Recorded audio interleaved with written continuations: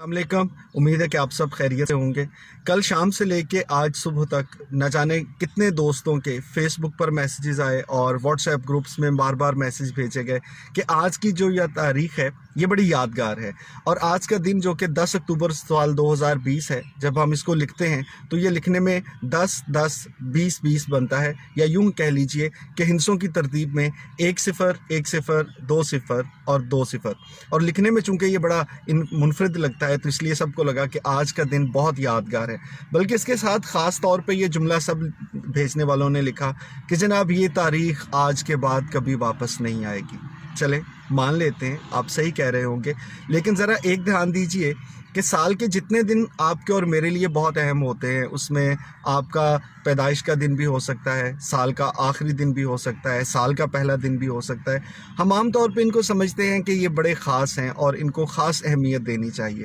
اور اس کے مقابلے میں وہ تاریخ جو کہ ایک عام سا دن ہے، ایک عام سی تاریخ ہے، شاید وہ ہمارے لیے کوئی اتنی زیادہ دلچسپی کا باعث نہیں ہوتا۔ حالانکہ سوچنے کی بات ہے کہ زندگی میں جو ایک لمحہ گزر گیا، چاہے وہ کسی بھی سال کے کسی بھی مہینے کے کسی بھی ہفتے کا کوئی سا بھی دن ہوگا، وہ دوبارہ سے آپ کی زندگی میں میری زندگی میں لوٹ کے پلٹ کے واپس نہیں آئے گا۔ یا یوں کہہ لیجئے کہ جو سانس ہم لے چکے، جو وقت ہم گزار چکے، وہ ہمارے لیے اس لیے خاص ہے کیونکہ وہ وقت، وہ لمحہ دوبارہ سے کبھی لوٹ کے پلٹ کے ہماری زندگی میں واپس نہیں آئے گا۔